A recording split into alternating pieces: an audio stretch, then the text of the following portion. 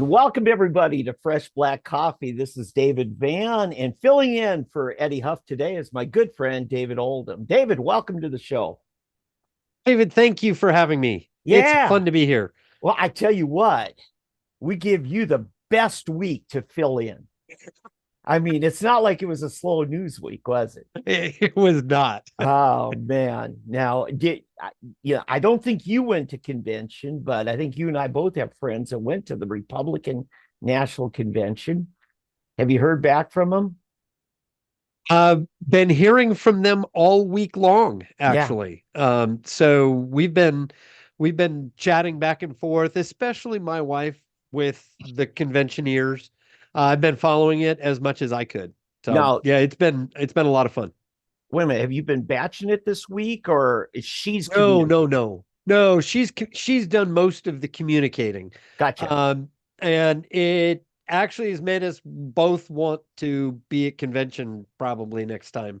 Yeah. Yeah. It was not something that was on my radar, but the more I think about it, and I don't know if I want to go as a delegate, but Carolyn McClarty was there, and she had a booth for doing some evangelism. She had a tent outside that Okay. they were just doing some encouragement and talking to people and things like that. And so maybe we would do something like that with constitutional grounds. Would that have been But Eagle Forum, perhaps? You know, she's been with Eagle Forum since Phyllis Schlafly started it. no, this was still something with a Stillwater church or something like Okay. that. So Gotcha. it was something I do not believe that she was a delegate at all. I Yeah. can't remember if she was in the delegate list or not. Mhm. But she was there doing, and in other words, my point is being at convention Yeah. was a lot of fun, and there was all sorts of people there. This is a good one. Just And I know 8 years ago, I think I gave you a lot of encouragement to run for elector. And then I right. think your wife now is serving as an alternate elector, right?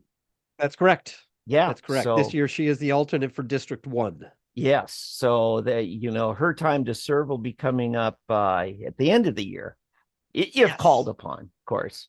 Right, right. So, but David, Eddie and I did our show last Saturday. We wrapped it up. I come home and, I'm just getting the post production done.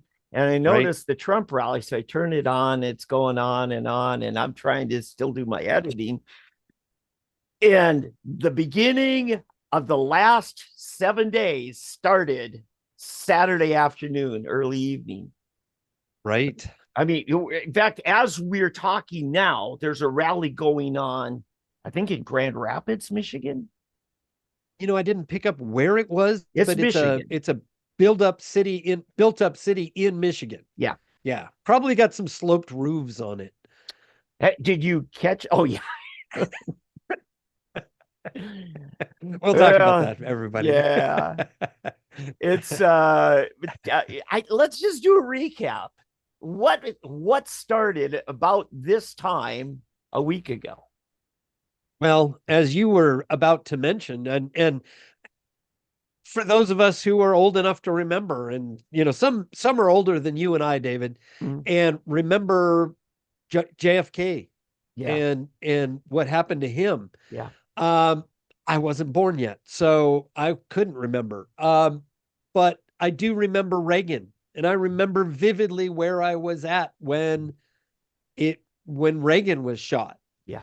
And now everybody of this generation and of this age is going to remember where they were at when they found out, either were watching or found out that Trump had been shot. So what happened was a week ago today, um, a young man, Yeah.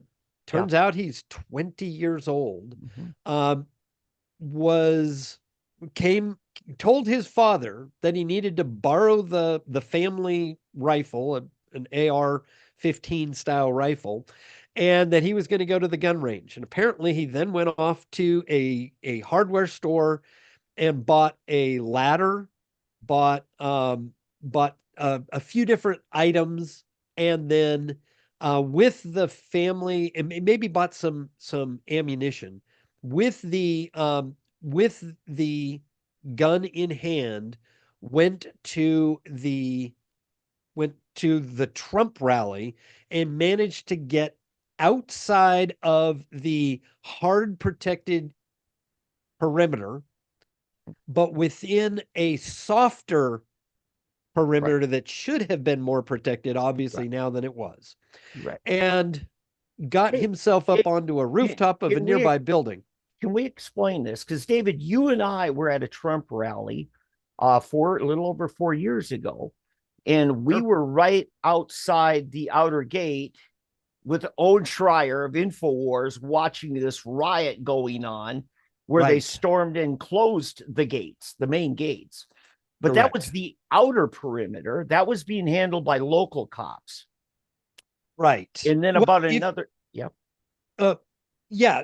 Now, if you think about a president and the protection given a president or a former president, they work in concentric rings, and there are at least 3 rings. Yeah. Where you and I were at when we were talking about everything, and outside of that gate is outside of the middle ring. So it's the outer ring.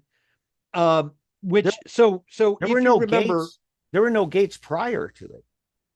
Correct. That's the outer ring. So the outer perimeter, the outer protection ring was those gates and the fence that was all erected just for the event. Right.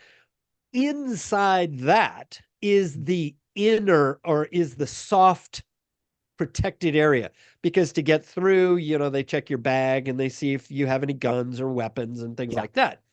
But inside there could be snipers on rooftops, and where you and I were, there were a lot of rooftops. Yeah. And so there could be buildings inside this area. Actually, what? Tulsa had an intermediate ring between those two, and it was your COVID check. Remember that? Yes, I did. That's right. They had an extra. Yeah. Because we all had to prove we were COVID free. Anyway, I digress. So what happened is this kid got into this inner ring, climbed up onto a sheet metal building, just like we have all over Oklahoma. Sure. We've all seen them. Yeah. Many of us have worked on them, building them or roofing them or whatever, and climbed up, laid down, and took aim. And there were all sorts of people who saw what he was doing, tried to raise the alarm, could not get the alarm out and get anybody to do anything about it. The roof on which this kid lay was actually the building where inside of which the local police who were supposed to be handling all of the security in that area were gathering, and that was their coordination point. And I understood they had snipers near windows from inside. Oh, really? I had not heard that. Okay. The police had snipers. Yeah. And more is coming out even as we speak. I mean, it is amazing all the things that are coming out. It is. Not all of it's real accurate or in full context, too. So that's the exactly. Yeah. Turns out the kid was 140-ish yards away. Yeah. We are talking less than a football field and a half, an easy shot with a scoped rifle. If you're halfway decent shot. Yeah, it's actually just outside of end zone to end zone. Yes. Yeah. With the full everything. Yeah, it would be basically one end of an arena to the other end of the arena. Yeah, inside of a running track of a typical high school football and track stadium. Absolutely. So shouldn't be a difficult shot. Not with a good scope. And this was all with people standing around and people raising alarm.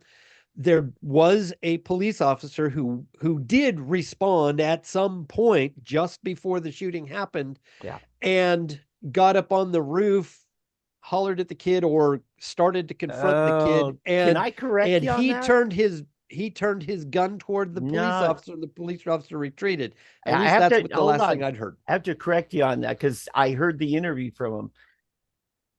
One cop hoisted another cop up. He's hanging onto the gutters, does a pull up, sticks his head up. So that cop was vulnerable. There's nothing he could do but drop down. And then he lost his handle and he fell and hurt himself, probably tumbling on the other guy. Right.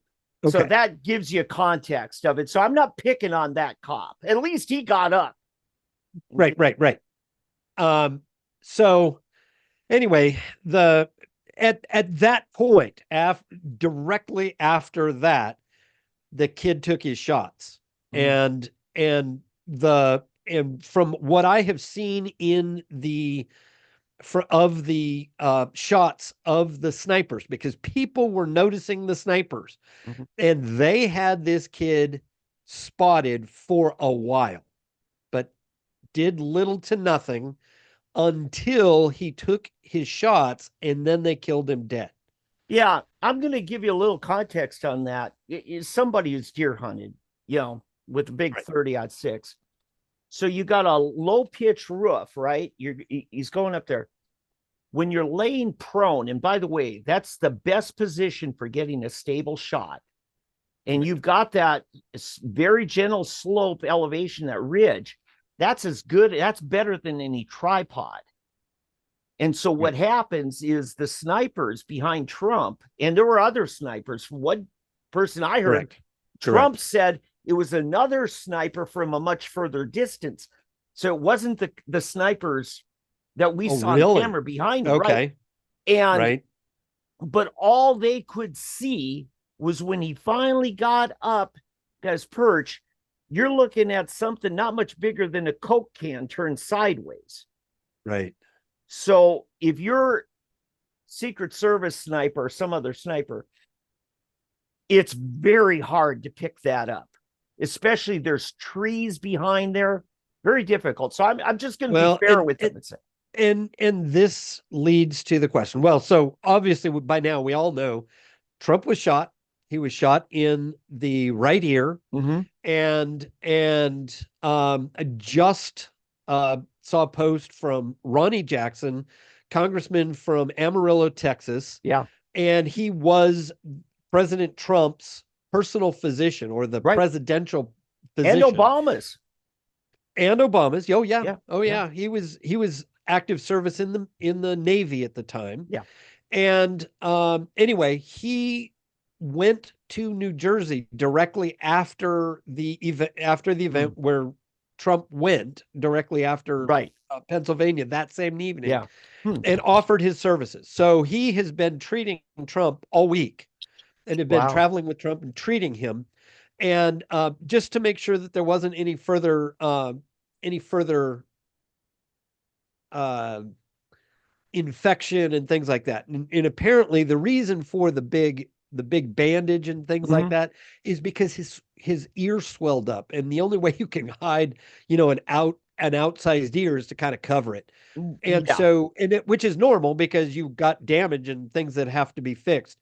But Ronnie Jackson says his ear is healing, and healing properly. I just had a procedure 2 years ago. They had to burn off some, basal cell on my ear. Okay. And he said, my dermatologist said, we're going to have to do a skin graft. And I'm assuming Trump's needing that as well. I was bandaged up just like him for several days. And I have to tell you, he was probably on painkillers first 48 hours. It hurt like crazy. I mean, that first 24 hours. And, but much more so for him because I had a very gentle scalpel. You imagine. Yeah, I'm sure the swelling of the whole ear, is crazy. So back to what you were saying. So anyway, Trump is doing well. He's healing appropriately. He's healing just like you would expect. Yeah. And so basically that was it. And what has come out in the past week about the security or lack thereof Mm, and the mismanagement by the Secret Service itself yeah. is shocking. I can hardly believe that they have said what they have said. Yeah. And the memes and the jokes and everything else have been shocking. In fact, to learn that much of the team that was providing security wasn't even Secret Service, it was DHS. Mhm. That, and I don't know if that was so much the team around Trump directly, because that's the inner circle, the inner cordon of security, Some but of it them. may have been some of the outer stuff may have been more DHS, Um, and it didn't yeah. go down the way it's supposed to go down. What I understood, at least a couple of those women were not part of his bodyguard detail. Okay. They, of their own volition, came to offer whatever assistance. Wow. They had not trained with that core group, Okay. but they jumped into it. They just didn't have the training. Thus, the okay, what are we doing? Where are we go? Those comments that we picked up on the microphone. Okay. Right. And that is why is the question.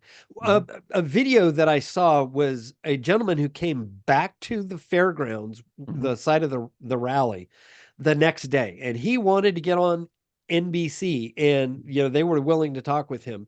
And he's probably not an NBC fan, Mhm. but he wanted the word to get out. Yeah. And his message was, originally when he went to a Trump rally, he was shocked at the amount of security, because he thought it might almost be overboard. Yeah. And all they could talk about was, and they were shocked at the amount of security. Made him feel really safe because there was so much security, so many snipers on so many rooftops, and this and Yeah. that and the other thing.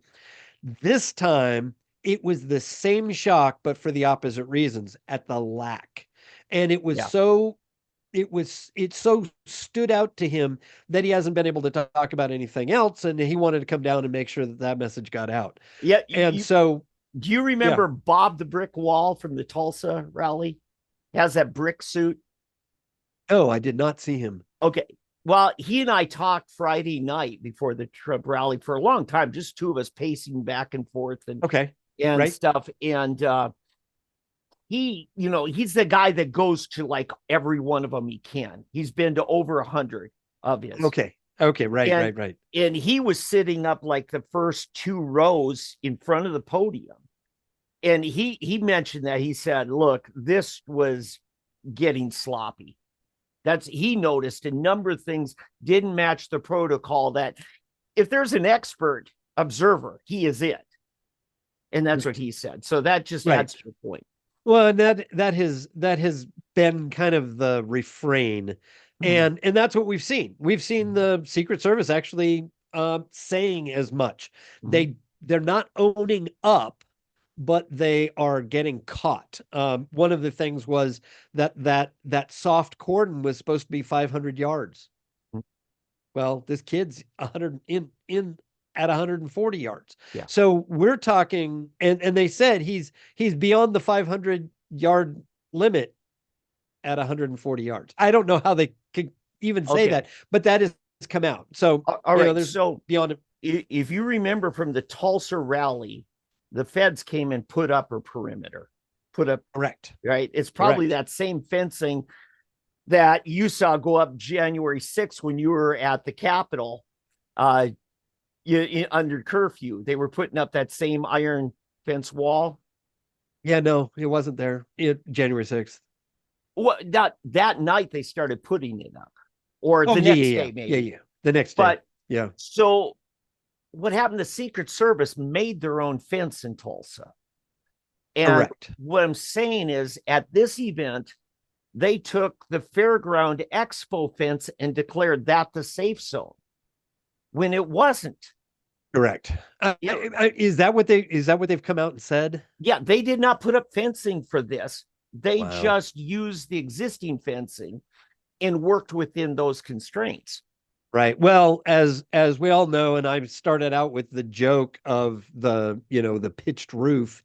Um, the reason they didn't put anybody up on the roof where the kid was Mhm. was according to the Secret Service director, Mhm. was because it was pitched. Oh And yeah. it's a very mild pitch. Oh yeah. And just having a police officer standing up there, you don't even have, Yeah. he didn't even have to be armed. It Yeah. would have just, anybody being up there would have Yeah. kept the kid Okay. from being there.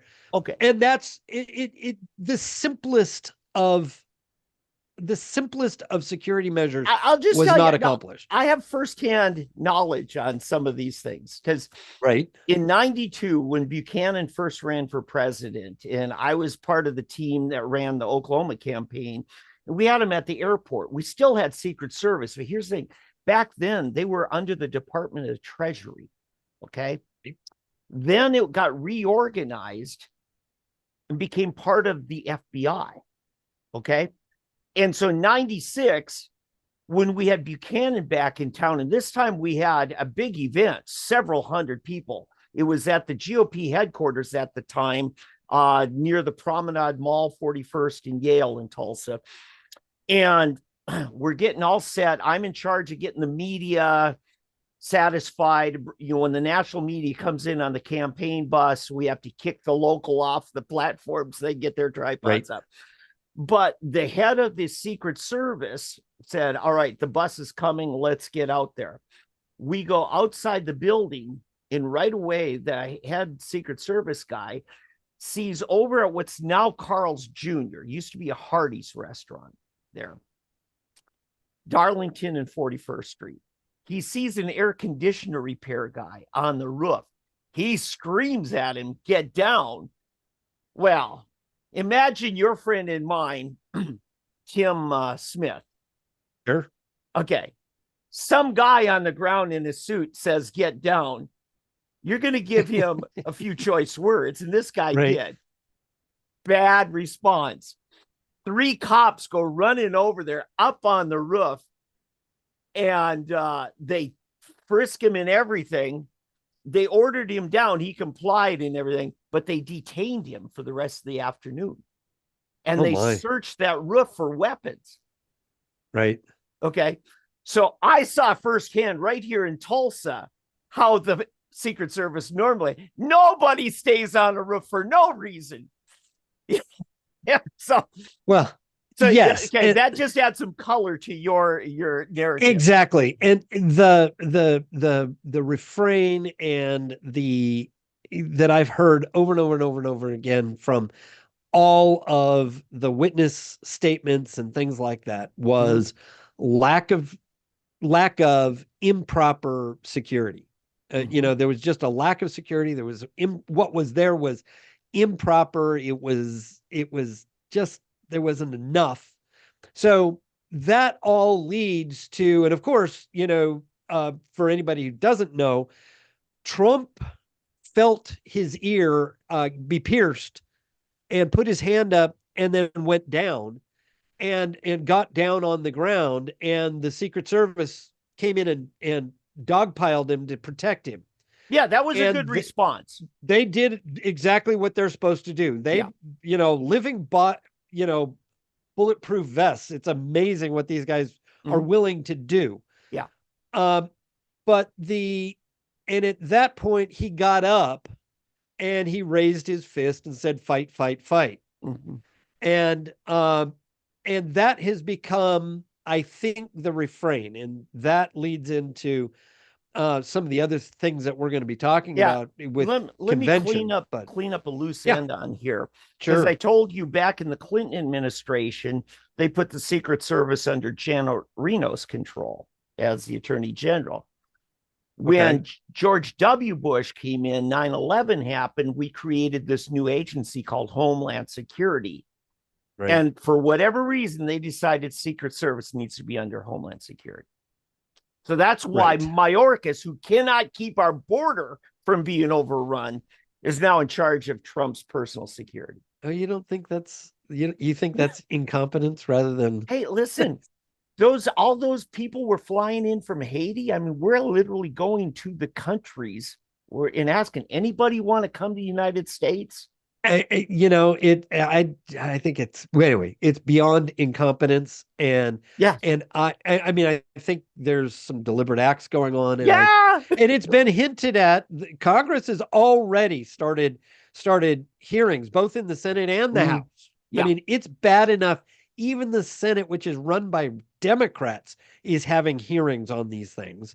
And Josh Hawley has had a whistleblower hotline opened up, and he's got all sorts of calls. Nice.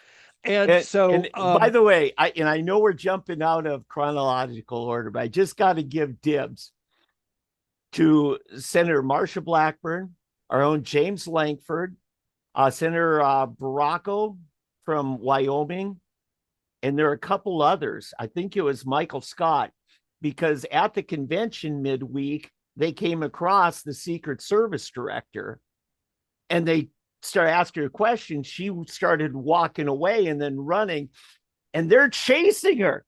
I mean, normally it's these senators who are getting chased by camera crews at the Capitol. Now they're the chasers instead of the chasing. Right. All right. I just got to say, dibs to our senators for stepping up, especially. And that's exactly what needs to happen. Yeah. And they need to answer all of these questions. Yeah. So, I'm just saying, again, Langford finally gets some bonus points for me. Okay. There you go.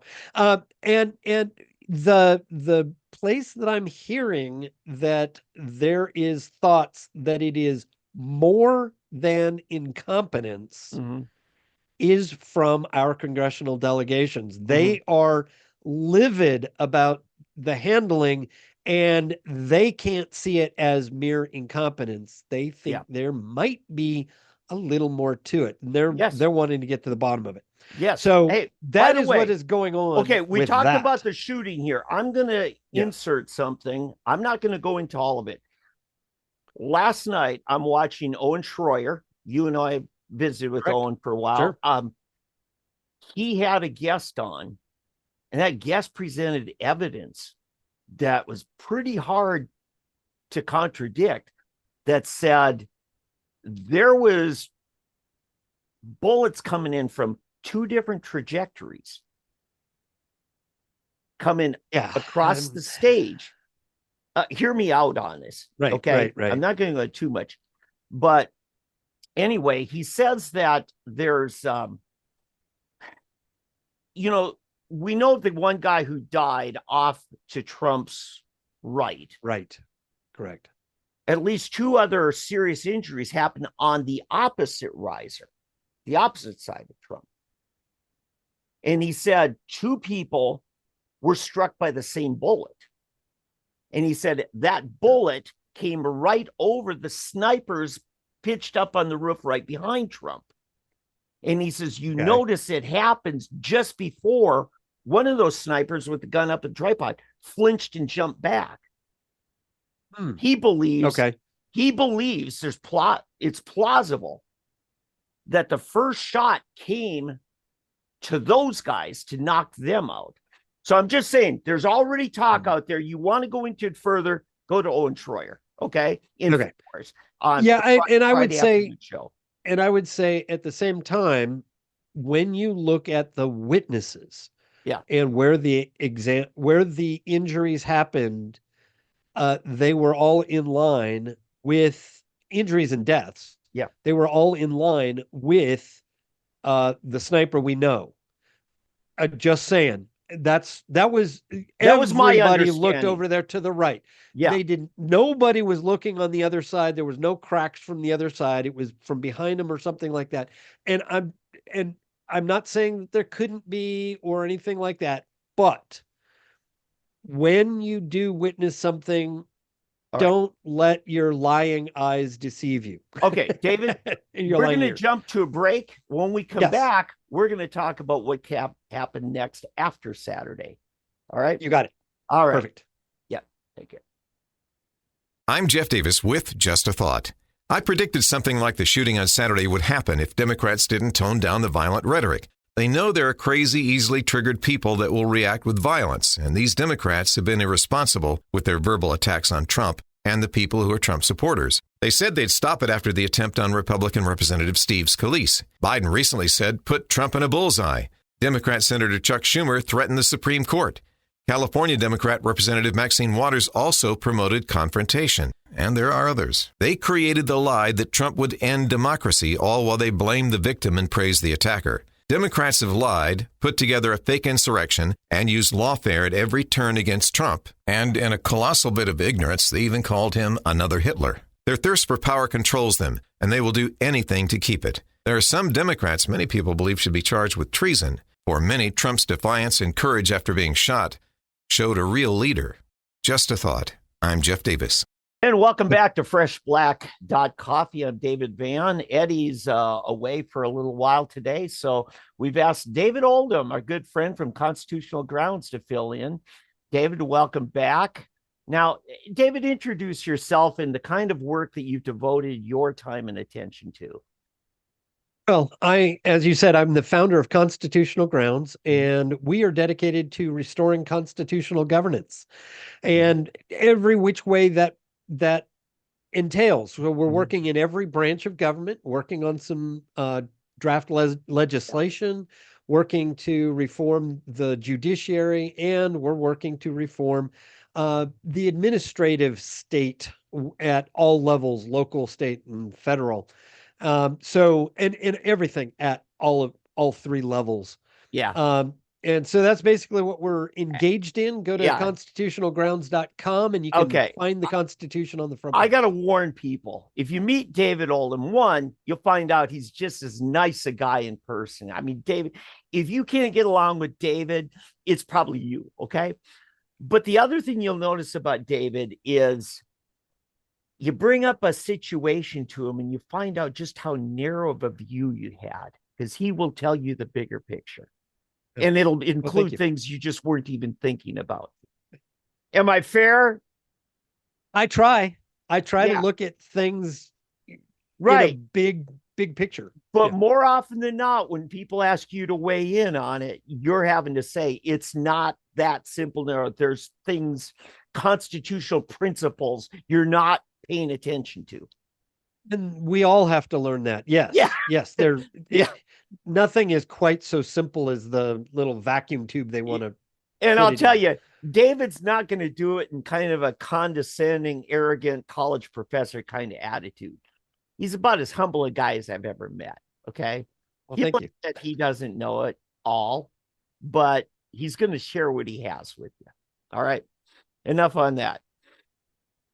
Appreciate it. Unless you need to correct me on any of that. Was I fair? I try. Okay. Some people get me because I'm a little intense sometimes. All right. So when we went to break, we were just wrapping up kind of a quick synopsis. I mean, we spent a whole segment on this thing. Right. But about what happened Saturday in Butler, Pennsylvania. And then you talked a little bit about what happened Sunday. You mentioned Ronnie Jackson just jumped right in a plane. He went to New Hampshire because at that point, Trump wanted a doctor he could trust, and a good doctor. I mean, a good one. Well, I don't know that Trump knew that Ronnie Jackson was going to show up. Ronnie Jackson wanted to make sure he was there. At some point, Trump found out. Okay. Oh, yeah. So, all right. So then what happens? I guess we could fast forward to Monday morning. It stopped. Yes, Monday morning. Let's go with Monday morning. Monday morning, there was a huge court ruling regarding the Trump case, the documents case in Florida. And this also affects the Washington, D.C. case in D.C., her ruling. And this is the judge in Florida, the federal district circuit judge. And she put out a 93-page ruling. So it had nothing to do with Saturday's events. Why? This is long thought out. But she put out a 93-page ruling. Okay, well, hold on. You said it's 93 pages. So obviously she didn't write it in the morning. She wrote it over a series of days, probably her with a number of law clerks. Yes. And she has been oft criticized, actually, for taking so long to come to a verdict, to come to a decision. And Yep. and so basically what happened was she came to a decision on throwing out this particular case. Okay, it's not the merits of the case. She threw it out on basically two grounds. So we're going to sum up 93 pages into basically two things. And then she said that the special prosecutor Jack Smith had two problems. He personally was improperly appointed. Okay. That Let his me stop that. position, In other yeah, words, he is not a valid officer of the court. correct. He cannot petition the court on behalf of the government, at least not in Correct. this kind of case. Correct. And therefore the search warrants and the bringing of the case, the prosecution of the case are invalid. Hold So on. it's a I don't procedural believe he issue. was on the case when the search warrants were petitioned. Now, I have not read all 93 pages, and I Okay. am going by some other people's reporting. So it may not be that all of the search warrants, but I believe some of the search warrants, because it's not just Smith, but Yeah. others involved with the case as well. So it's the team. Mhm. Okay. And the problem with this, as she posits, Mhm. is that the case was improperly brought because it was not approved by Congress. And if we can take just a second, I do have the Constitutional Grounds website pulled up so that we can take a look real quick at the constitutional provision that Okay. she Give us that cites. website in case people are wanting to So it's, follow along with you. yeah, it's constitutionalgrounds.com. Gotcha. And go to it on the first page is the Constitution. Go to Article 2, Section 2 in the table of contents at the top. Just click on that and you'll find exactly where I'm at. Gotcha. And so I'm going to share this. David, you're going to have to turn on sharing because no, I you gave you have host to. duties. No, this I is. gave you host duties, so it's No, saying you're the host, not me. Oh, is that right? Okay. Okay. So, good grief. There's share. Okay. Multiple participants, advanced sharing options. Okay. Oh, who can share? All of us. Okay. All right. Everybody can Perfect. Now I share. can share it. Yeah. All right. So what we're looking at in the important part is Article 2, of course, is the president. Mm-hmm. And so when it says he, it means the president. So Okay. he shall nominate. This is the chief executive of the executive Correct. branch. Yes. And by it with the advice and consent of the Senate shall appoint ambassadors, other public officials and consuls, judges and of the Supreme Court, and all other officers of the United States whose appointments are not herein otherwise provided for and which shall be established by law. But the Congress may by law vest the appointment of such inferior officers as they think proper in the president alone, in the courts of law, or in the heads of departments. So, and so basically what she is saying is that the offices of the special counsel were not properly appointed. They did not have either statutory or constitutionally proper appointments. So Okay. whatever, and I have not looked through the statutes to find out how these things are done. All right. But go ahead. You want to pull that down? Yeah, sure. Okay. I think we've all read that. Sure. Clarence Thomas weighed in on this, didn't he? He did. Yes. Do you want to give that tie in? Because I think that may have motivated this Judge Cannon. Well, I haven't actually read what Thomas said. And I think you have to take us back in time to another ruling. This might be the right time to do it, that had to do with the Sure. immunities clause. Correct. And in the Well, immunities clause, Judge Thomas gave his own opinion, concurring with the majority, but going further, in which he went into great detail saying that this was not the special counsel that we used to have back in the 70s, 80s, and into 90s, Ken Starr, the Monica Lewinsky Correct. thing, that was authorized by Congress. Right. He And was then they- working for Congress. Yes. And then they sunsetted that. And they've never reenacted such a government office established by Congress. Correct. And that's what Clarence Thomas pointed out in the immunities ruling of a few weeks ago. Correct. And that is what she is picking up on. Yes. So there is a process, and we just looked at it in the Constitution. It's nearly 240 years old. Over. And the Constitution says there has to be a method by which it has to be done. And if it is not otherwise provided for in the statute, then it has to be by consent of the Senate. And she went even further, and she said not only was he not appropriately appointed, they didn't jump through the hoops as they were supposed to do, but it was also improperly funded. So Congress never authorized the funding of this particular type of investigation and so forth, is basically the gist of her argument. And so again, because Ken Starr and the other prosecutors were provided by Congress, not only were their appointments congressionally appointed, but they were also properly funded, because Congress is the funding mechanism.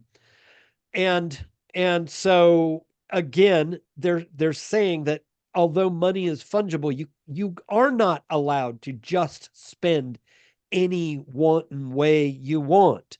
The money must be spent appropriately, and apparently, according to her and her view of the appropriate statutes and so forth, that wasn't done. Now, so something else I want to say in there, when Attorney General Garland, when he appointed him, he made a big fuss of kind of keeping with the principle of the independent counsel's office. The old language required that they be somebody not a part of the current federal government. Right. And Jack Smith fails that test because Correct. he was a solicitor to the European Court on behalf of the U.S. government. Correct. And a part of this current administration. Exactly. So there's independence. Yeah. How is that independent? Now, the reason, and because you're also working for the administration itself, which is the opponent of the one you're trying to throw in jail. Exactly. So there's no independence there, which Congress was taking people even outside of Congress. Mm-hmm. So they might have somebody who might be of the party who was in control of Congress at the time. But beyond that, there was no tie. Yeah. Just that they had maybe a political perspective that was similar. But beyond that, nothing. They were completely independent. All right. Let's get out of the weeds. Yes. So that happened Monday. Big thing, because now until the appropriate appeals happen, there is no case in either Florida or Washington, D.C. Not going to happen before the election. And so all of this federal stuff that they were trying to get Trump on is now out of the picture. And then Trump can, quash it as the chief executive when he comes in. So there's a lot of stuff that's here's happened another on Monday. issue. Yeah. Congress ought to sue the administration to for repayment of every dollar they paid to Jack Smith. Jack Smith may find out that he's been working the last 6 months for free. And have to repay it with interest, as kind of what I would That's think. what the IRS does to you and me. That's exactly what they do to us. Talk to anybody who's ever gotten an entitlement payment, Yeah. and then been deemed to have been disallowed, and they have to pay it. They have to pay it all back, every bit of the entitlements plus interest. And that's what they go after them for. So yeah. Mm-hmm. Yeah, I think, and a guy like Jack Smith should have known better. Yeah. And so we will see how things come out, but big rulings, and without the immunity case, I don't think this one goes down quite the way it goes. All right. They are huge cases, and finally the court's getting a bit of things a bit right, which is nice. Now, help me out here. The only other criminal law case that Trump has been involved in, my understanding is he was convicted of all this, what's called inappropriate payments for hush money. Okay. Right. But I understand, wasn't that put off because that was supposed to be sentencing last week? Well, and I don't know. My big question on that case is what felony? What was the underlying crime? Yeah, but exactly. Now, why the judge in that case, because that's a state case. Claiming he violated federal law, which makes it a felony being punished in state court. Yeah, and as has been pointed out by congressional leaders, never in history has a federal employee who's like number 3 in the Justice Department gone to work for a local DA as an assistant prosecutor, as an assistant DA. Never gone to do that before to try to make a case and to do one thing. This was the number 3 guy in the Justice Department, goes to become an assistant to the county prosecutor, just one of the county prosecutors. And with one job, one case, and that's it. That's it. And so again, smacks, and I think people are holding off because it smells to high heaven. And the case in Georgia similarly, and all of the prosecutorial misconduct everywhere in all of these cases. The beauty is these cases are so public that they are spreading light on what you and I, David, have worked for years to spread some light on. Yeah. And you guys with this show right here have done a good job of trying to defend a guy who's on death row. Yeah. For prosecutorial and judicial misconduct. Yeah. And so we are getting somewhere. That's the big takeaway out of Monday, is things are starting to kind of slowly roll the right direction. Yeah, David, you and I have what we will call ourselves a greater sense of sensitivity for what we typically call libertarian views. Oops. Did I lose you? You're freezing up a little bit. I hope we didn't lose you, David. Come on back, David. Anyway, hopefully, you're back. Yeah, I don't know whose side that was that went bad. Was I froze up to you? You froze up to me. Were you frozen to you? No, but I'm looking at myself locally. We'll find out which one of us is frozen. But what I'm getting at is, you and I have what people would call libertarian leanings, but we'll leave Certainly liberty. Yeah, liberty. You want to be careful using the term libertarian because everybody's got a different definition. Every libertarian thinks they're the true libertarian and everybody else is on their way getting to it. Right. But Trump went to the Libertarian National Convention of Memorial Weekend. And one of the things he said, he says, listen, after all of the lawfare that's been launched on me, he says, I am now more libertarian than I ever thought I'd be. Yeah, he was trying to find common ground with these people. Sure. And Sure. I give him kudos for showing up, because you and I have hung around with libertarians, and they're about the most manageable. I mean, it's like herding cats. You're just not going to. It's funny. Listen, David, I said this to you before, and I'll say it again, because we just came off of our state convention in early May. And I was just feeling like, okay, this Oklahoma Republican Party's got a lot of dysfunction. And my therapy is to watch the libertarians, because I think yeah. Okay. You're not alone in that one. So let me back out of this little rabbit trail. Trump now appreciates a lot of the liberty arguments that I don't think he was quite as sensitive to. For instance, we struck down, the Supreme Court struck down bump stocks.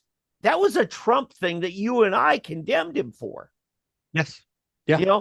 The red flag laws. Trump was initially wanting to allow them to take away your liberties without due process.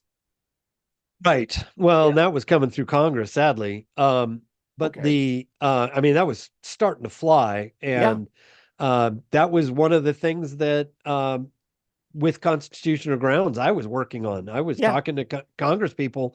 Like, you can't do that. You can't do that. There's got to be due process. Yeah. And I'm saying this is a place where, through hardship and tribulation, Trump has learned some lessons.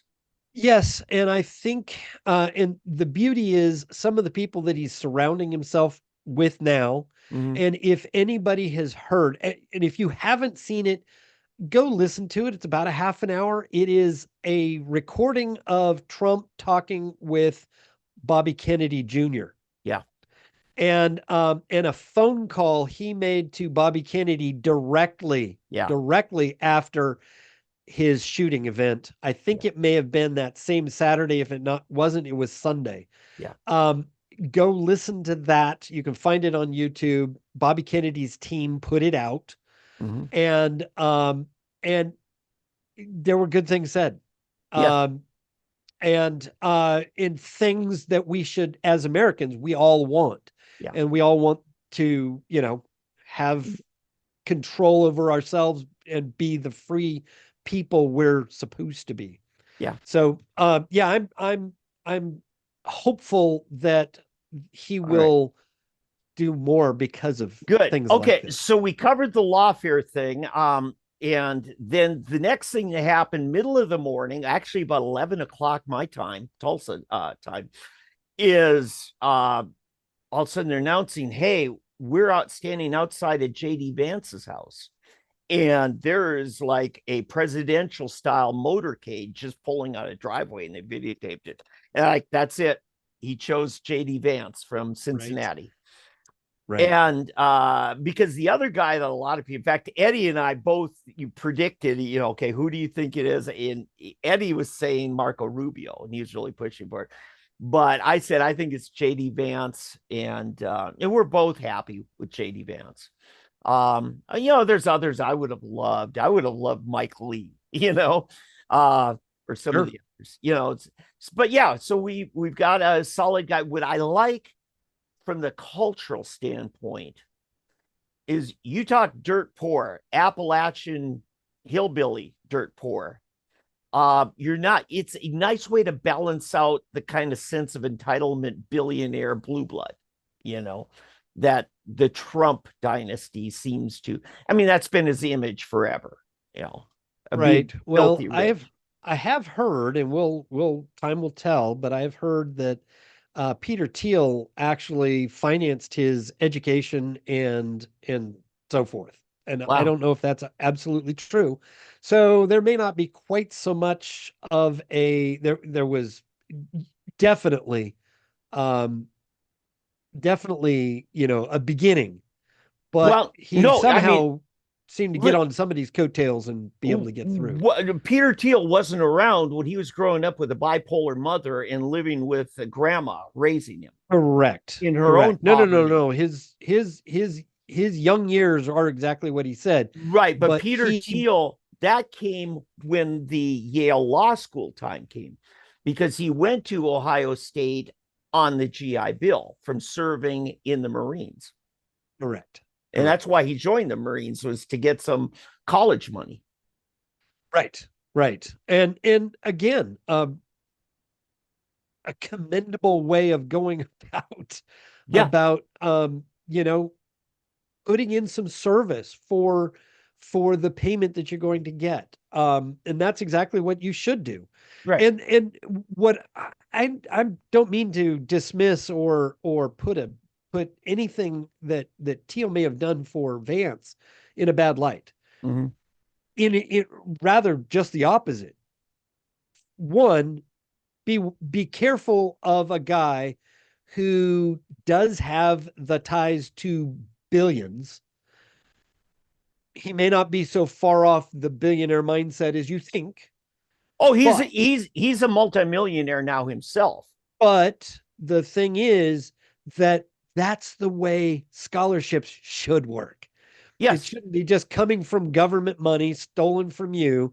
It should come from the rich who have the ability to put people through and move them up appropriately into positions that are good. When you write your life story and it gets so much attention, it's made into a blockbuster movie, you're going to draw attention and people are going to start to notice you. Exactly. So, yeah, and when people see good fertile ground to plant seeds in, they're going to.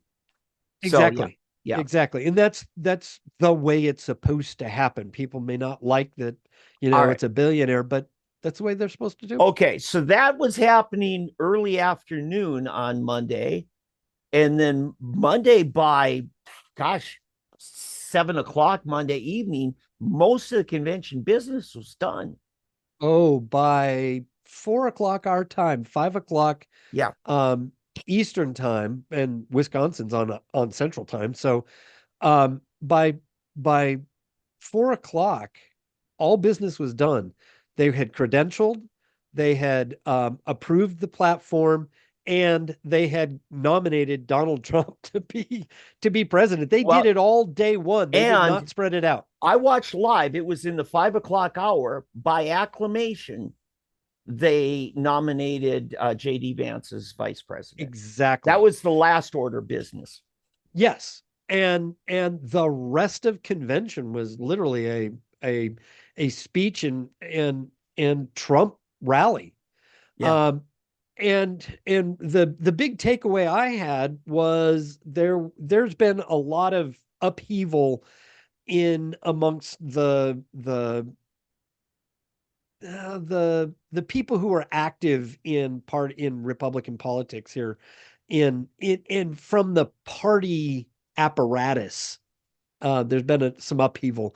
Yeah, and there's some been a lot people of with a history of being an agitator too, I would say. There are, yes. Yeah. What they did to kind of stir things up this year was they said that basically everything was going to go wrong at convention and everybody hated Donald Trump and they were going to try to put somebody else in and this and that and the other thing. What was so stark is none of that happened. Mhm. There was just none of that. Mhm. And so we will have to talk to the people who were there, but the beauty is convention went along swimmingly and had none of the problems that they claimed were going to be. Right. Platform was not really a fight. And largely this was Donald Trump saying, hey, look, this is where I think America's at right now.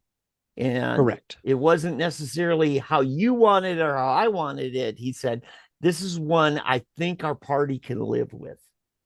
Well, and win on. Yes. And so it was roundly accepted. There have been complaints about it. Mhm. Sadly, weirdly, it's the same people who were saying that Donald Trump was going to see problems at convention. Mhm. They're the ones that are the biggest mouths, biggest complaints, have the biggest complaints about the platform Yeah. that Donald Trump wanted. Now, So the last like, the last thing, and because I called you, was it Thursday afternoon, and I said, "Hey, got two guys speaking tonight who both are, I mean, Mike Pompeo threatened Tucker Carlson that he would lock him up, right. just for saying something that Julian Assange had told him." Right. And Tucker Carlson is accusing Mike Pompeo of plotting the murder of Julian Assange. And that was actually made public. Right. So, and they're both on the platform that night. Correct. And evidently they were both under orders. I guess the speeches all had to be approved and submitted. They both left each other alone that night. Right. Well, they had themes for each night, if you noticed. Mm-hmm. And so everybody really did a good job of sticking to their theme and the nightly theme and being unified on getting Donald Trump and Republicans elected. Yeah. Now, there's a lot of things. I mean, don't get me started on a Mike Pompeo, or even some of the boneheaded things that Tucker Carlson has done. But that things were unified, that was without question throughout the convention. I think even Democrats have noticed just how smoothly things went, and that it was really a smoothly run convention. There were not the hiccups and the fights and the infighting. Certainly not. They were not on the surface. You cannot see any of that. I think political scientists are going to study this convention for years, because it was really a remaking of how a national convention, political convention, is run. And I've never seen in all my years. And I remember sitting up with my dad at the 68 convention, watching on TV while Hubert Humphrey's people and Eugene McCarthy's people. And then you had Mayor Daley being the kingpin there in Chicago. And now they're going back to Chicago. Let's just see how kumbaya the Democrats can be. Right. Well, especially with the Democrats, not even knowing if their elected nominee will even be there. Yeah, I think we got to segue into that. Let's talk about Biden. I think we're going to be running out of time here pretty quick. It's probably a good time to take a break and then come back and have that discussion, because I think that is vital. Okay, coming up in segment 3, we're going to be talking about Biden. We're going to be talking about the potential replacements of Biden and what happens with each of those scenarios, and we'll just cover a few. But then we got to get into some of our state and city elections, because we're just 5 weeks away from a statewide elections in Oklahoma, or in most of the state anyway. So we're going to get to that on the other side. You're watching Fresh Black Coffee. I'm David Van, and we have our special guest, David Oldham of constitutionalgrounds.com. I'm Jeff Davis with Just a Thought. In the early 1800s, it was called the Democratic Republican Party, and then later split off, with the Democratic Party officially forming in 1844. They kept it as an adjective rather than making it a noun. That word Democratic should be Democrat. Hardcore Democrats take offense to that, which is kind of funny in an odd way. Lately, Democrats proclaim that it will be the end of democracy if Republicans win the White House. Aside from the fact that we are a constitutional republic, we're not in the least bit of danger in losing democracy if Donald Trump wins the White House. Even honest Democrats, and yes, there are some, admit that it's nonsense. It's a scare tactic to try to win back some of the people Democrats have lost because of Joe Biden, the weakest presidential candidate than maybe ever. Politics is full of flawed, angry people who feel compelled to destroy the other side. It's always been a nasty business, but it's nastiness on steroids with the ability to feed people fake news through biased mass media. Just a thought. I'm Jeff Davis. All right, welcome back to Fresh Black Coffee. I'm David Van. Thanks for sticking with us for segment 3. Eddie Huff's actually away from the studio today, so filling in for him is David Oldham with Constitutional Grounds. David, you've been an officer elected by the party. 8 years ago, you were elected a Republican elector for Donald Trump. I think that's about the only time you've actually served in any kind of public office. It is. Yeah. It is. Yeah. Well, I'm in a non-government position right now with the HOA, but of anything of import. Yeah, yes. That's true. But the interesting thing we found out about being an officer is the government considers you an officer, but doesn't consider elector an office. Hence, you did not. Correct. You were not sworn to an oath of office. Correct. Or no office. And anyway, it's interesting. We'll find out more about this, and maybe we'll have to have you back sometime in December when to talk about the whole electoral college process and how every state envisions something different. Let's do it before November because I think people need to understand it. Okay, that'd be good. Yeah, because we're still ready for 2020 to happen all over again. Yeah. And after what we're going to talk about next happens, it opens the door for it. Right now, I think that door's closed. Okay, so what happens next electorally in Oklahoma? So we have first, the first thing that happens is we have the Democrat National Convention. We just come off the Republican National Convention. Then we have the Democrat National Convention, which we need to talk about. And then Oklahoma has our runoffs directly after the Democrat convention. We have our runoffs for state and county positions. And then we have on the same day, we have all of the nonpartisan local elections. Anywhere that those come up, those all happen in about 5 weeks' time. Yeah. So that's the next set of things. And then comes November for the general election. Yeah. So there's a lot going to be happening in the next several months. Okay. Let's just briefly say what's going to happen here in about a month. Now, the Olympics happen, kind of controls all of TV here for the next, 2 weeks, basically. And then we're going to, then later, mid-August, you're going to see the Democrats have their convention. Correct. Theirs is in Chicago. Right now, it looks very much like a brokered convention. They're already floating rules out there that every delegate that was bound to a candidate, mostly Biden, almost completely, is now going to be an uncommitted delegate. And we're hearing names popped up. According to my sources, Gavin Newsom of California, your home native state, right? He said, no, I'm not interested in running. I think Josh Shapiro from the governor of Pennsylvania, is that right? He's not interested.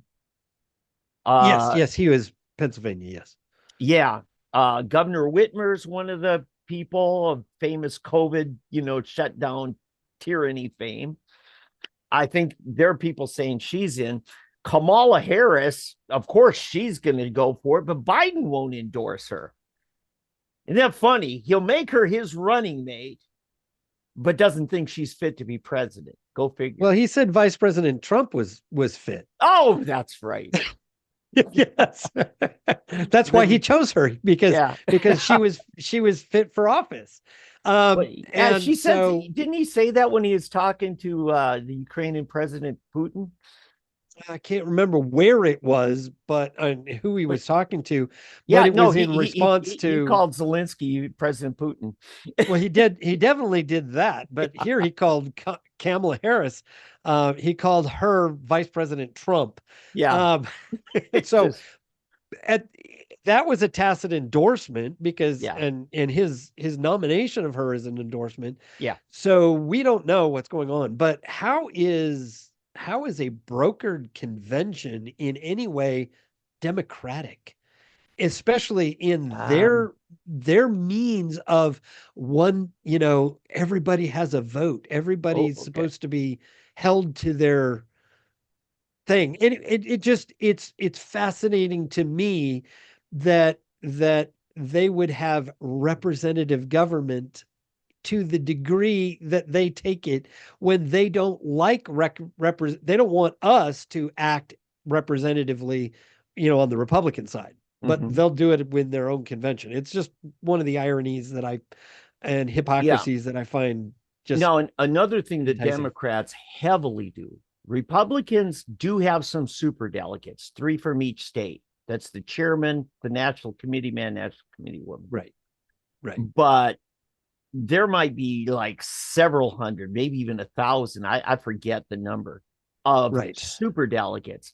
And what they're saying, the rules being, Mark Halperin is my source on a lot of this, and he's the one that really broke this story about Biden stepping out.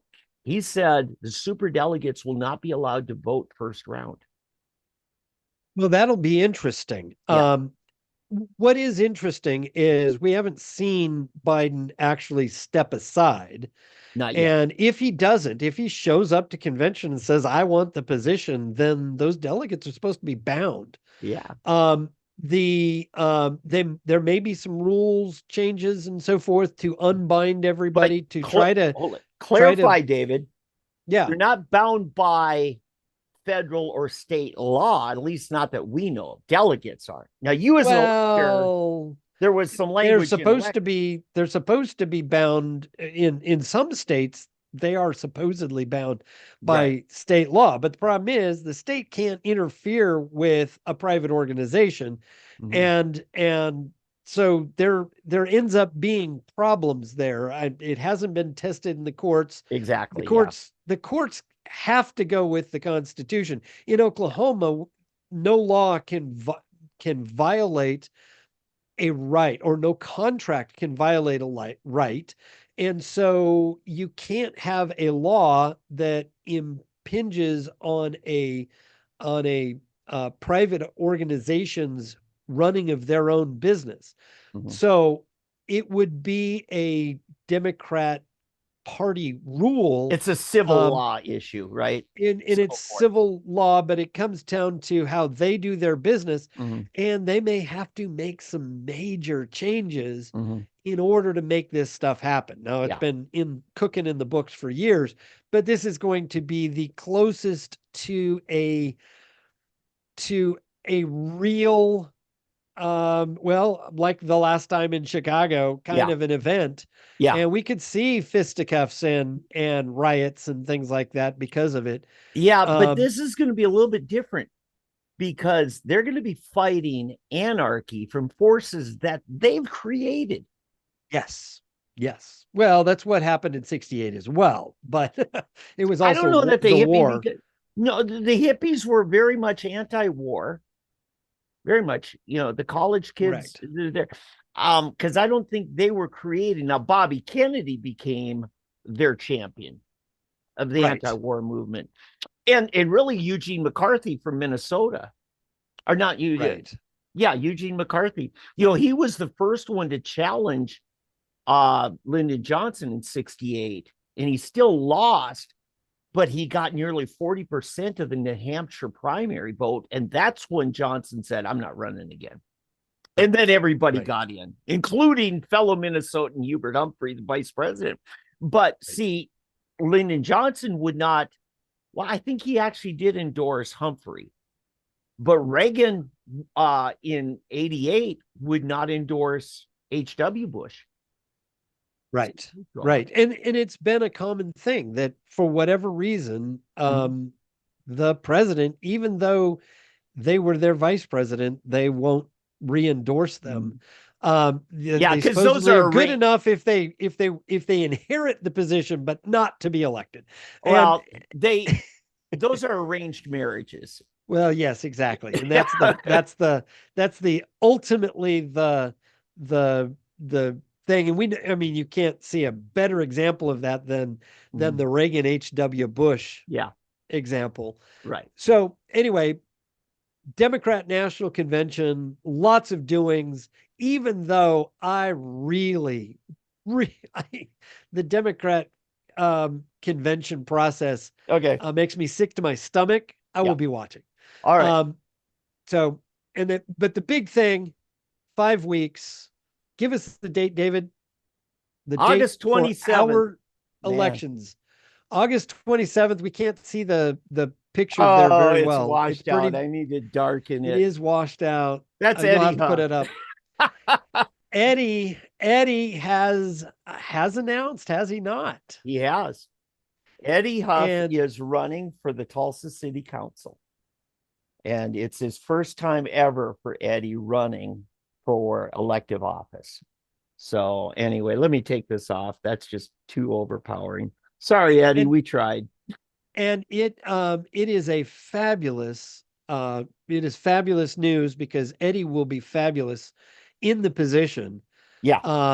I am looking forward, even though I live in Broken Arrow, I spend a lot of time in Tulsa, but I am looking forward to Eddie Huff joining voices with others who are more responsible and trying to rein in some of the overspending and the potential that we would have for a mayor who would want to overspend. Yeah. So we've been straddled with for 8 years GT Bynum, who couldn't make a strong, hard decision if he had to. He was the pass the buck guy during COVID, remember? Yeah. And he told us that we had all these rules and shutdowns because he made a promise to the health department director. And because he made a promise, we can't help he had any authority in the first place, right? Right. Yeah. Right. Right. Yeah. Well, that's why I'm thankful Eddie's thrown his hat in the ring, because that's what we need to bring to heel. If this was ever to go again, we need a council that will say, no, Mayor, no, not happening. So I've got a scoop for you. Eddie is doing his campaign kickoff Thursday night. It's going to be at 57th Street and Memorial Avenue. Actual address is 7941 East 57th Street. And I'll be there. I'm assisting Eddie in this campaign. This is my first time getting back into running a political campaign since I ran the Rick Santorum presidential campaign in 12. Of course, then you were the Ron Paul guy. So yeah, of course. And I was new to town. So yeah, that's true. We didn't know each other really then. No, but I knew your son, Josh. He was a great guy to deal with. That's the thing. I wanted to hate the Ron Paul people, but they were too nice. I mean, Nathan Dom and, Ryan Underwood and, and Josh Oldham. They're just some fantastic people. They really are. And great respect for them. There were a lot of nice people on the Santorum side. Yeah. You, Patrick Hayworth. Rhonda was involved in it. Yeah. Rhonda, she had just started the Tulsa 912 project just a year before. About 2-3 years before. Yeah, I guess it was a couple of years, but this was spring of 12. I thought it was spring of 10 that she started that. She started in 09. 09. Okay. Well, there we go. Yeah. So anyway, that election's coming up. So if you want to help Eddie, he needs your help. And we're going to meet 7:00 Thursday night at Eddie's office there at 7941 East 57th Street, just a block west of 57th and Memorial. So that's our plug on that. And if anybody wants to see Tulsa do better, if you're in Tulsa and you want to see Tulsa do better, show up, give some money, volunteer to knock some doors. Yeah. So because get this. What is his district? Well, it's District 7, but he's basically the southeast corner of Tulsa. Okay. The southeast corner of Tulsa ends at 101st and Garnett. That includes him. And he goes all the way up to basically 51st, really, actually a little bit up to 41st in a couple spots. And yeah, actually a little bit of what had been Senator Nathan Dom's district. Of course, there's that's right. part of the election too. For those of you in Broken Arrow and far eastern Tulsa, is we've got to pick between two people, Shelley Gwartney and Christy Gillespie. Christy Gillespie. For those of you like me or in the county commission second district, we have to choose from let's see, Melissa Myers and Lonnie Sims. Right. So a third of Tulsa County is going to be voting at that one. But tell me about what kind of a turnout to expect, David. Well, this is the thing, is these elections in mid-August are horrible for turnout. Yeah. Or late August, absolutely horrible for turnout. It means that every single vote has more weight than really it should have. Yeah. I propose, and I know there is a growing movement of people who are proposing that all important elections, like local elections, happen on a regular November election date, so that in a general, because it is a general, they're jungle primaries or jungle elections. And so, you need the vast majority of people to be there who are going to be voting.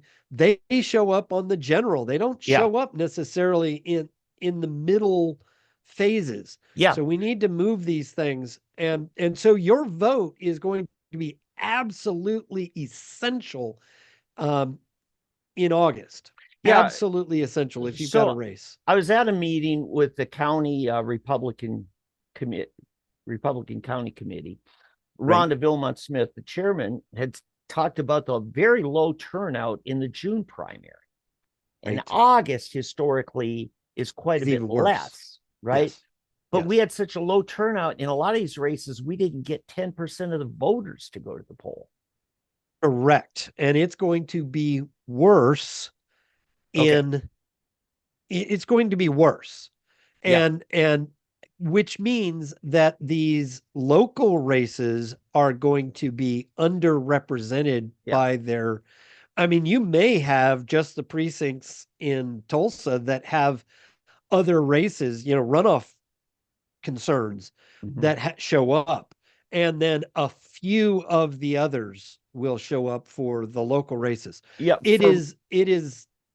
It's kind of like watching in February the school board bond thing, where you may have a couple hundred people decide for a whole community of tens of thousands of people. Yeah.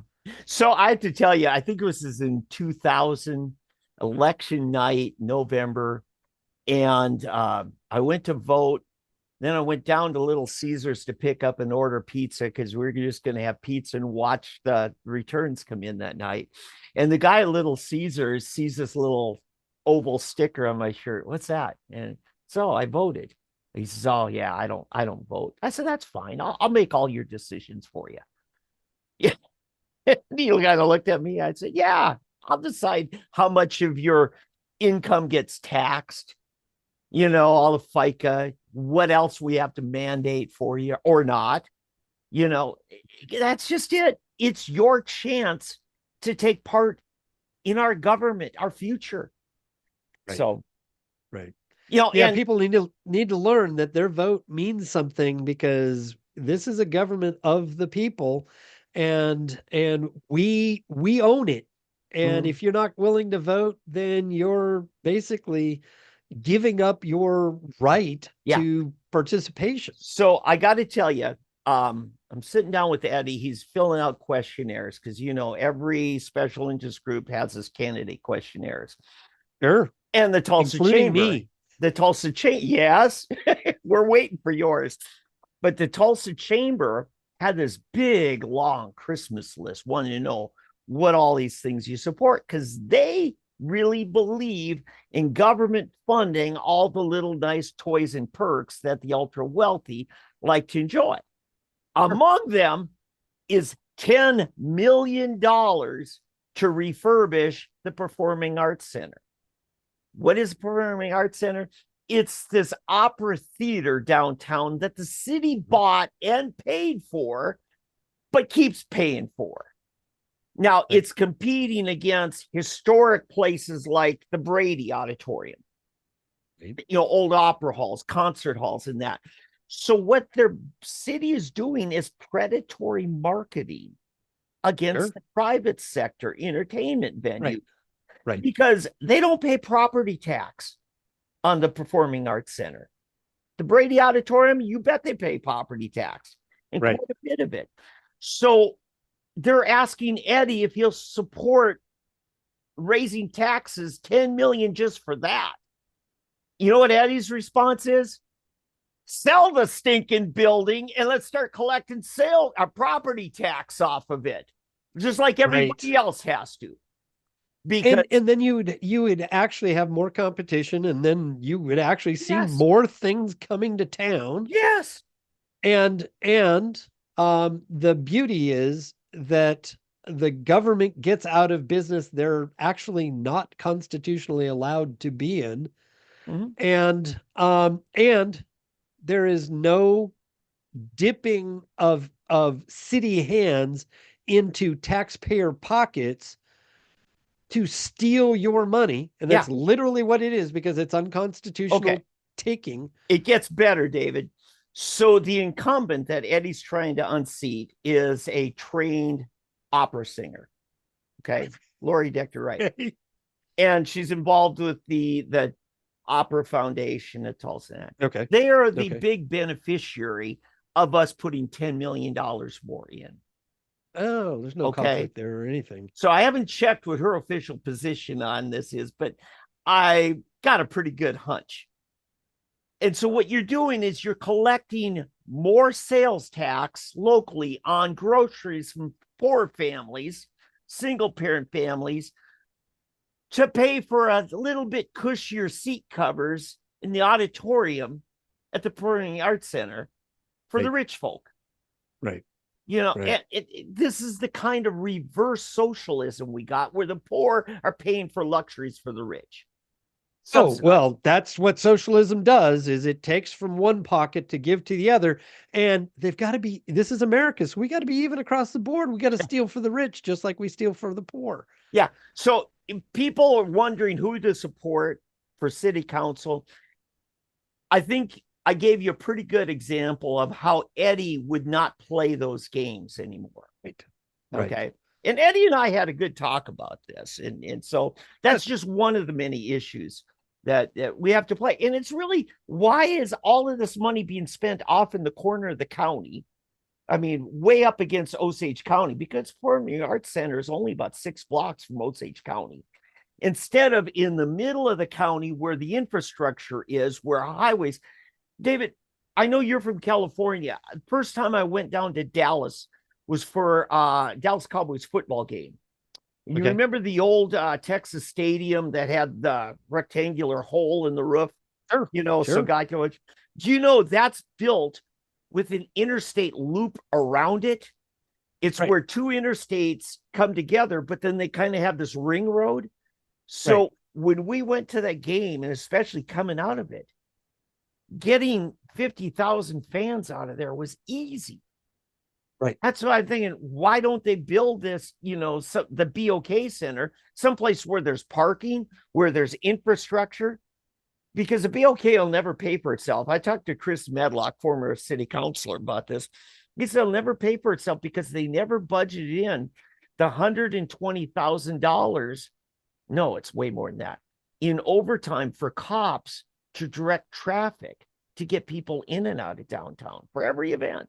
Well, they never budget sufficiently for all the expenses. Exactly. That's what we learned when they were trying to do Vision 2. That's what we've learned every single project that I've watched them propose. Yeah. There was never enough for maintenance and for other various expenses. Yeah. And never is there enough income to cover the expense if the if there weren't tax monies to subsidize it. Yeah. Without the subsidies, all of those businesses fail.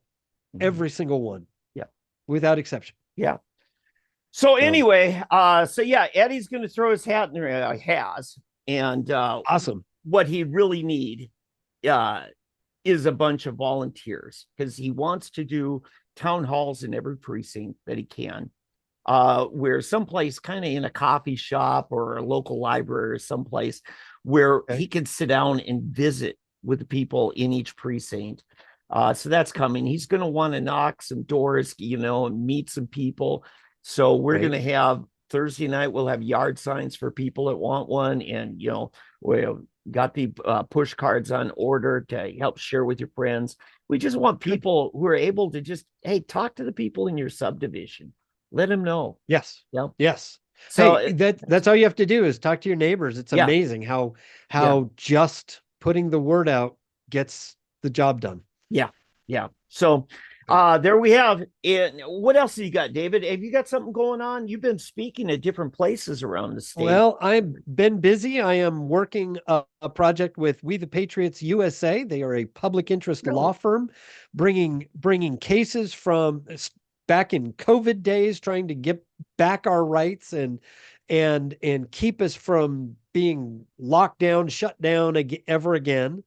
And so we're doing constitutional classes as a perk for them. So if you want to find out about that, you just have to become a silver member of We the Patriots USA. Right. Go to their website and join in. We're talking about all sorts of things. Next Monday night, we will be talking about medical freedom and how the Supreme Court and the government have eroded everything into abject tyranny when it comes to medicine. So Monday night. Now, is this an online event or this is an online? So we have people from around the country, from coast to coast and everywhere in between. It's been a blast to have this. We even have a former city council candidate from Broken Arrow who has been joining in. And so it's been a lot of fun. Last time we talked about very much the same things we've been talking about today. Good. And went through the Constitution in general, real high 10,000 foot overview of the Constitution. And then next week, we're going to start kind of getting into some of the nitty gritty. Now, So that's what we're doing Monday. From time to time, you've put on some classes of your own. Sure. I'm guessing after the summer, you getting towards fall, you plan on offering your classes? I am looking to give some classes locally. If you would like to have a class, reach out to us at constitutionalgrounds.com. And we would love to come and at least give a talk to a group who's interested, and maybe even set up a class so that we can help you understand the Constitution and the supreme law of the land so that you can help us take back America. I think we need to wrap it up with that, David. And again, constitutionalgrounds.com is where they connect for all of your events. You're going to post there. Have you got a Facebook presence with that? We are on Facebook. I have been, it turns out I am shadow banned. Is that a thing still? So my posts have not been going out to people who want to see them, but join us on Constitutional Grounds on Facebook, or me, David Oldham, spelled Oldham. And you will be able to see my posts. I guess I'm going to have to start doing the @followers and @everyone kind of things. I have never done that. Oh, I hate that when people do. Please don't. No, but otherwise, who sees your stuff? Well, people who come to your site. And David, it's so bad that when you're typing in on Facebook, it wants to guess what possibly the rest of your keywords are. When they shadow ban you, they don't even pop you up. People have to spell exactly correctly with all the spaces and hyphens and everything, because they just don't like you. Yeah, exactly. That's exactly where we've been at. And every 4 years, just before the November election, I get banned from Facebook for no reason whatsoever. Even if I haven't been posting, they will ban me for a month just so that I don't have They'll an they'll impact. find something on your timeline from 7 years ago before it was banned or before it was not problem. Yeah, they've done that. But they've also done it without any excuse whatsoever, any provocation or anything, or even giving any sort of an explanation. Just, you're banned. Yeah. And so, that's the life I live at this point, but we're still trying to get the word out. Sure. And working on some legislation that I think will excite people this coming year. Great. All right. Well, hey, let's give it a wrap and call it a show for today. You've been watching Fresh Black.Coffee with David Van. Eddie will be back next week, and we'll be checking in with David Oldham regularly on this. Thanks for joining us. David, say goodnight. Good night, everybody. Believe the lie so